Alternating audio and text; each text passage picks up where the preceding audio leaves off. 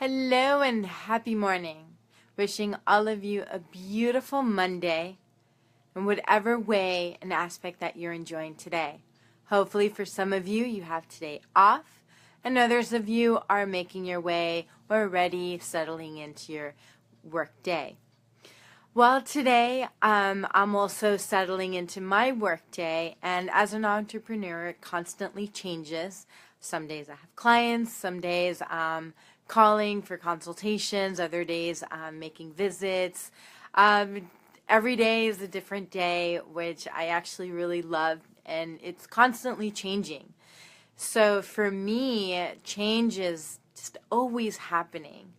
And what I've learned throughout my life in the last few years, especially when change was just happening more often than not, and it would begin to spiral me into depression or sadness or really that victimization. Oh, well, if this would have this wouldn't have happened if so and so wouldn't have done this.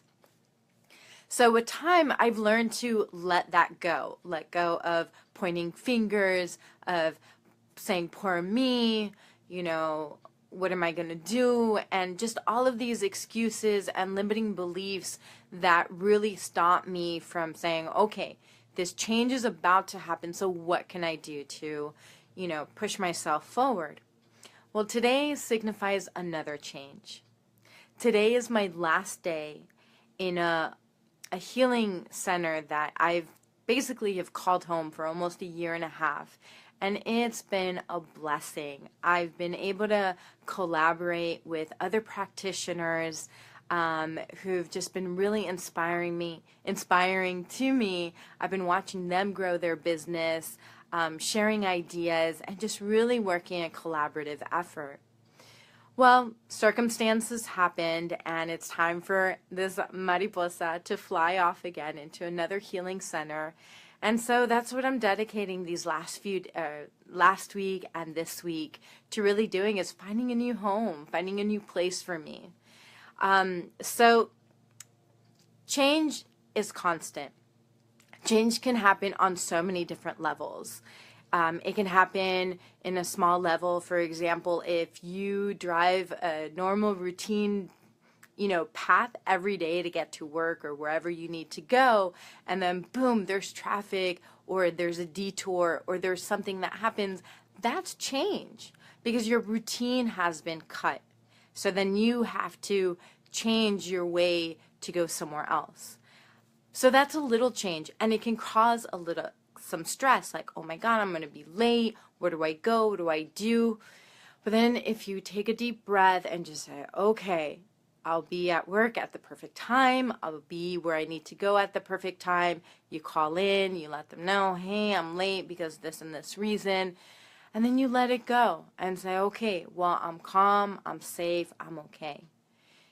Then there's those big changes where either somebody has transitioned or has received a diagnosis that is just really going to change so many people's lives, or changing offices like I am. And really the important thing is that you embrace the change, that you identify that change is happening, and say, instead of looking at it as like a victim, oh, poor me, what am I going to do? This sucks.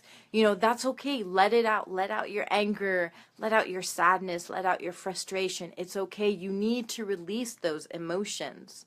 Hopefully not in a very aggressive or violent way. Whatever it is to let it go, you will.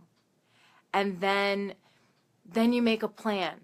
Okay, what am I going to do differently so that when the change does happen, I'm not freaking out, or I have a plan in place. So for me, for example, I'm just starting to research different locations. Where would I be able to sublet? Where can I, share my space? Where can I be present that, I feel comfortable, my clients will feel comfortable, and that, it's a really good environment.